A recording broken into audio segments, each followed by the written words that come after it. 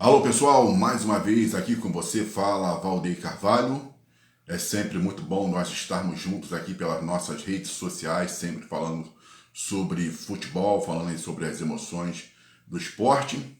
E lógico, né, não muito feliz, porque o Vasco foi derrotado pelo Fluminense e isso a gente estava e estamos acompanhando as informações e também tentando concatenar as nossas ideias sobre o Vasco, tentar compreender o que está se passando com o Vasco da Gama, porque é muito fácil a gente ficar nessas análises primárias, xingando os jogadores, xingando a diretoria, xinga também a parte técnica, e esses xingamentos não vão levar a lugar nenhum, porque infelizmente o que a gente pode chegar e compreender é que o Vasco, né, esse time que está aí, e mesmo que o Vasco também tentasse arrumar na janela aí agora de transferência do meio do ano alguns jogadores, o Vasco vai passar, vai continuar passando por problemas. O problema do Vasco, eu acho que já vem desde a sua organização, das administrações anteriores e que também está combinando agora com a administração do Pedrinho. Não tem como a gente fugir a isso. O Vasco ele está fragmentado, ele está desorganizado, não tem jeito. Né? A política do Vasco, a parte interna do Vasco, ela está sempre um verdadeiro caldeirão, é um vulcão, está em ebulição. Então, todo esse período que o Vasco ele veio enfrentando nas eleições, má administração, péssimas gestões, isso está espocando também, continua espocando ainda no Vasco. Não é fácil você chegar e reorganizar um clube que já está abandonado há muito tempo, já está entregue à barata há muito tempo, né? Não pela sua torcida, mas pelas gestões anteriores que não respeitaram o Vasco da Gama, que não trabalharam, né, para estruturar o Vasco da Gama. Ali é cada um disputando a sua fatia, a fatia do bolo. Né?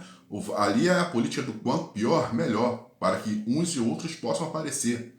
Nós estamos vendo aí agora, né, Euriquinho falando sobre o Vasco, mas, poxa, já desde o tempo também do pai dele, que o Vasco também, tivemos glórias com o Eurico, sim, a gente tem que reconhecer, mas também tivemos irresponsabilidade administrativa que fez com que o Vasco esteja na situação de dívida que o Vasco também está hoje.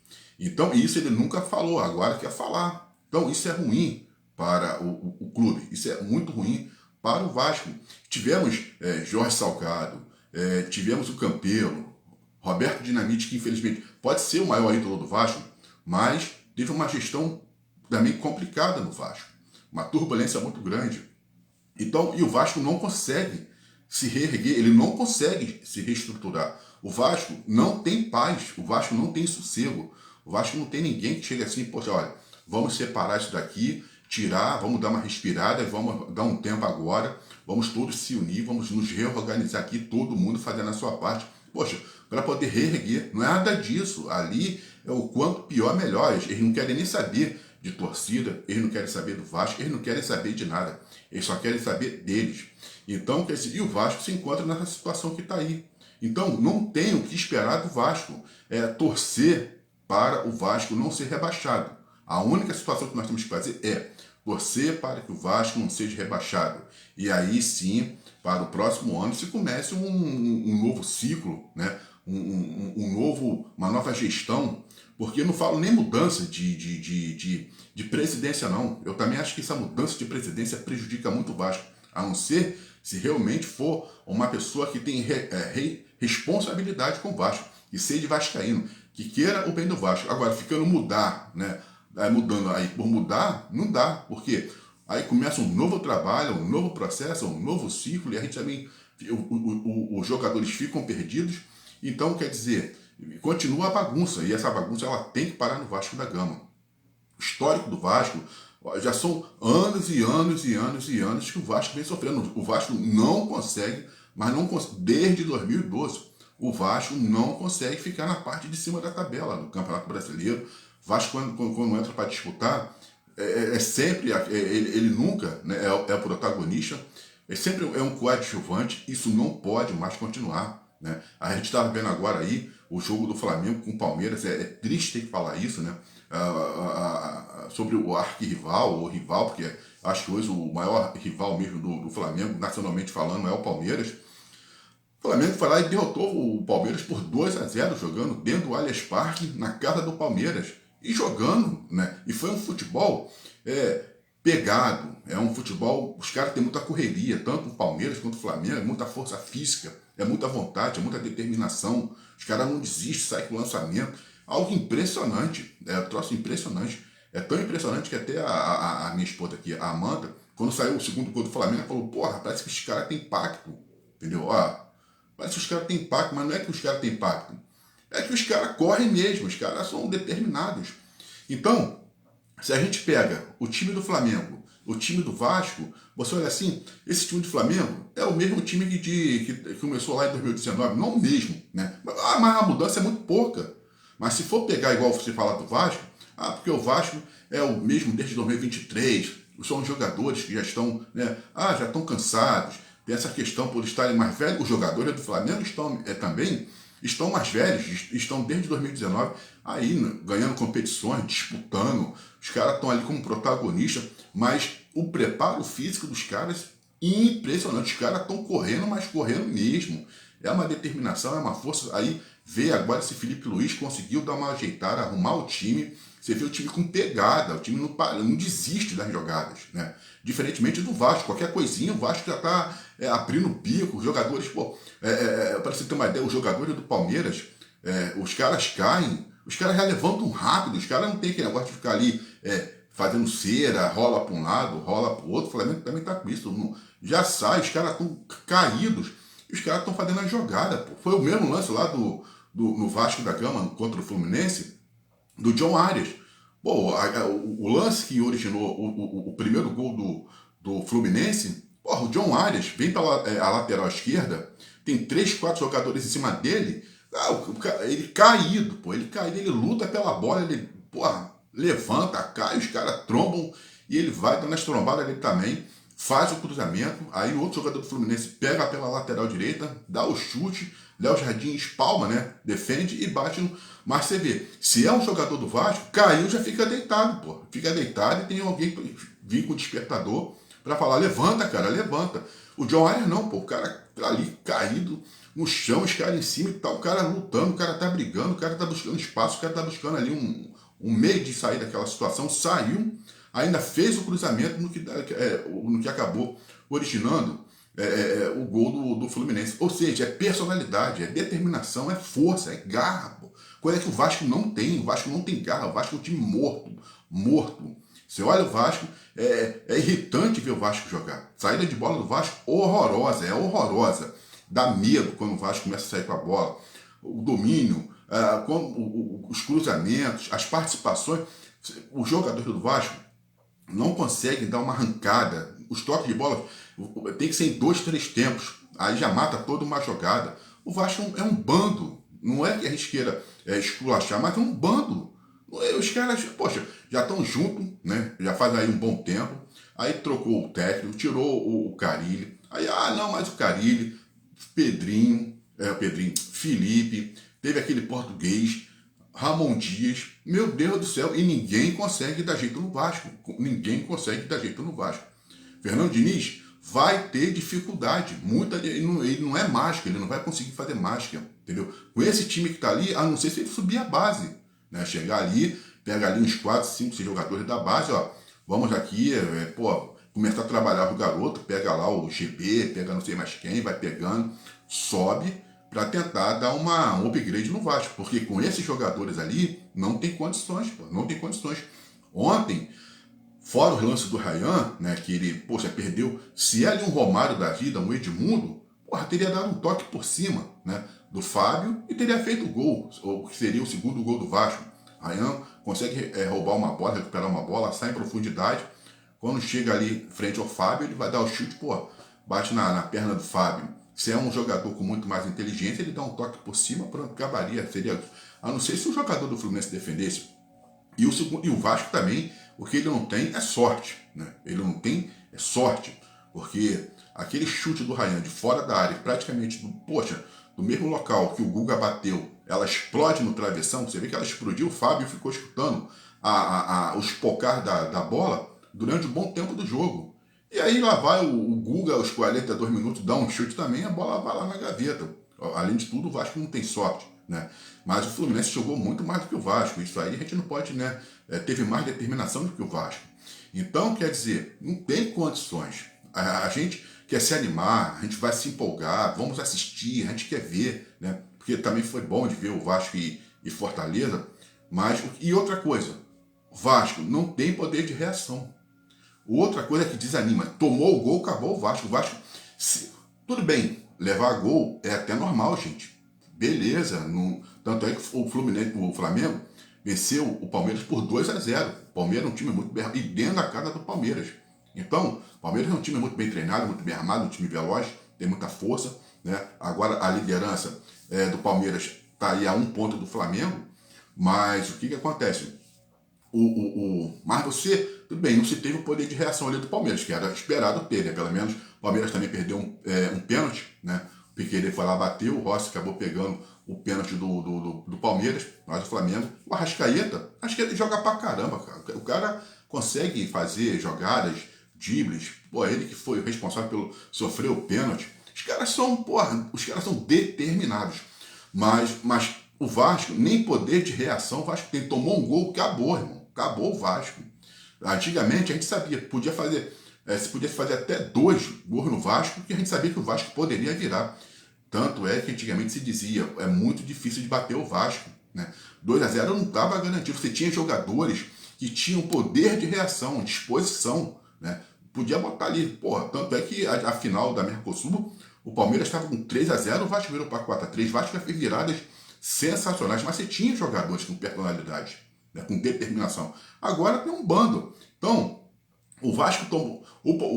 E para a vitória do Vasco, ela ficar sacramentada mesmo, confirmada, o Vasco tem que ganhar pelo menos 3-0. Porque, e mesmo assim serviu contra o Melgar, né? A gente viu contra o Melgar e vai ter o jogo agora contra o Melgar. Eu não sei, a gente não pode nem, a gente nem sabe o que vai acontecer. Porque acho que o Vasco não tem poder de reação. É isso que me deixa mais irritado. Tomou um gol, acabou. Aí você pode, se o adversário fizer no primeiro tempo, o Vasco não faz mais nada, né? Você não tem o que a gente fala. Você não tem um jogador de construção, um jogador de ligação, um jogador que faz arrancada. A gente não tem um Messi, a gente não quer nem um Messi, mas um que pudesse desequilibrar a partida, né? Não tem mais esse jogador no Vasco. Como a gente tinha, Roberto Dinamite, Edmundo, Romário, né? Como a gente teve vários tantos aí que desequilibravam. O Alex Dias, o pantaneiro que veio lá do Goiás, né? Quer dizer, chegou, o cara tinha, né? A bola batia no pé dele, a torcida do Vasco, ele caiu até muito na graça do Alex Dias, o Alex Dias caiu até na graça da torcida do Vasco. O Vasco tinha poder de reação, o Vasco podia estar perdendo, pô. Fluminense é um freguês do Vasco, o Fluminense é freguês. O Vasco já perde 2 vezes consecutivas para o Fluminense esse ano. Freguês do Vasco. Botafogo, o Fluminense são fregueses do Vasco. A coisa está ficando complicada. E o Vasco só perde. Por quê? O Vasco não tem poder de reação. O Vasco não tem um camisa 9, o Vasco não tem um centroavante de ofício. Tem um Verrete lá. Mas tem que construir a jogada para ele. É diferente você pegar um jogador realmente, um atacante, que ele sabe jogar ele fora da área, e ele vai chutar, vai fazer qualquer coisa, ele participa dos lances, faz o toque, né? 1-2, vai para a área, entendeu? O Vasco não tem essas jogadas. Nem o 2 o Vasco praticamente faz. Então, quer dizer, fica difícil. Jogador com inteligência, vir pela lateral, entrar na diagonal, bater para o goleiro espalmar. O Vasco não tem essas jogadas. O Vasco não tem, igual aconteceu lá no gol do Fluminense, que praticamente o jogador chuta em diagonal, o Léo Jardim, ele acaba espalmando e a bola bate no Verrete, né? Agora o Verrete também não vai nem mais querer saber de ficar dentro da área do Vasco para ajudar a defender. Mas tudo isso tem que ser trabalhado, tem que ser falado. Olha, gente, vocês entram em profundidade, vai levando com habilidade, dá uma batida em diagonal, o goleiro vai espalmar, e aí o atacante já tem que estar esperto, ligado, quando espalmar, pegar aquele rebote da bola, para poder fazer. Mas essas jogadas não existem no Vasco, não se tem esse tipo de jogadas no Vasco. Só tem o quê? Aí fica naquele toque curto, na saída de bola, lá na área, aí daqui a pouco o adversário adianta a marcação, pressiona o Vasco, volta pro Léo Jardim. Aí depois de muito tempo o Léo Jardim dá para dar chutão. E quando dá chutão, ainda dá chutão para fora. Pô, o Rossi cansou de fazer hoje, lá no jogo contra o Palmeiras, o Rossi cansou de fazer ligações, ele saindo com a bola, chutando, já ligando diretamente com o ataque lá do Mulamba, do Flamengo, pô. Inteligência, gente, pelo amor de Deus. Eu queria saber o que os treinadores do Vasco ficam treinando esses jogadores. É o que? Toque, só isso, mais nada? Não tem parte física? O que está acontecendo lá no Vasco? Eles estão passando fome? Tem que saber se os jogadores estão passando fome. Os jogadores do Vasco estão mortos, mortos. Jogadores novos, não tem comida naquele lugar, não tem o quê? Não tem nada naquele lugar mais, porque eles estão parece que estão desnutridos, pô. Não tem, o Vasco não tem sangue, não tem sangue. Com 30 minutos os caras já estão abrindo o bico, entendeu? Então fica difícil. Aí pega esses times que estão mais consistentes, velozes, que estão com um físico bem preparado, os caras estão na disposição, passa mal, pô, toma goleada, fica no sufoco, fica sempre recuado, nunca consegue avançar. Então, para os vascaínos, os que continuando com esse elenco que está aí, e é o que vai ser, só nos resta torcer para não cair, né? Só isso. Porque Vasco não vai chegar, né, às primeiras posições, vai ficar nessa situação ali, enquanto tiver com essa cambada que está lá no Vasco, lá, entendeu? E o que acontece? Na Copa do Brasil, agora, vamos ver quem será o adversário do Vasco, né, nas oitavas. Provavelmente, pô, porque qualquer um, a gente não pode nem falar, pedir para... vamos ver se o Vasco pega um time de pequeno porte, e o time de pequeno porte dá sufoco no Vasco, igual o Operário fez. Então, hoje, nem para escolher adversário nós temos condições. Então, porque o time do Vasco é um time muito ruim, é um time muito, muito fraco. A pessoa fala assim, poxa, o time do Vasco não é um time... O elenco não é ruim, mas é fraco em termos de físico. Não tem, cara. A gente fala, cara, quem vai desequilibrar? Pô, o Payet tá de férias, não sai dessa situação dele. Eu não sei o que tem a ver, porque o contrato dele foi renovado automaticamente. Eu não sei se ele agora também tem esses problemas fora de campo. E se ele tá esperando aí um tempo para poder já sair logo pro Vasco. Só pode ser, pô. O cara não volta. Quando voltar também, vai voltar se arrastando. Todo mundo que volta, que se machuca, volta do departamento médico do Vasco, não melhora, fica sempre ruim, pô. Entendeu? Então, quer dizer, é muito difícil, é complicada a situação do Vasco. Então, só teria uma solução. Meu irmão, pega a base, bota esses caras para correr, some com esses caras daí, entendeu? Deixa uns e outros, lá o Jardim, o Verrete ali, pode deixar até o Nuno também, entendeu? E o restante, bota para capinar, cai fora e fica com a base, que aí é mais fácil, porque os jogadores são novos, vão ter sangue, vão ter correria, vão estar ali obedecendo a determinação do treinador, que o Vasco está precisando também de juventude, né? O Vasco precisa de juventude, jogadores que tenham sangue, que tenham determinação, porque desse jeito a gente vai ficar aí no desespero até o final do ano, porque tá difícil. Até o primeiro tempo do Vasco, a gente já consegue assistir. Segundo tempo do Vasco, é uma negação. Aí é um desespero. Eu acredito que todos os torcedores do Vasco, quando chega o segundo tempo, ninguém já começa, ou não quer mais assistir, porque a situação é brava. A situação é brava. Vamos ver como é que vai ficar aí agora o próximo jogo contra o Melgar. E o negócio é torcer, porque... E pressionar. E o que eu falo ao Pedrinho, bota esses caras para treinar na praia, pô. Ou então, o que está acontecendo? Não tem comida nesse lugar, não tem suprimento para dar para esses jogadores. Os caras estão mortos, pô. Dá vergonha de ver o Vasco com relação aos outros, pô. O Fluminense brincou, cara, em termos de disposição física com o Vasco. Pô. Qualquer time tem mais disposição física que o Vasco. É algo impressionante. Pô, tem que saber se o Vasco está tendo alimento lá ou não. Se também não tiver, a gente doa, o Vasco doa, porque tá complicado. Aqui fala Valdir Carvalho, um forte abraço e até uma próxima.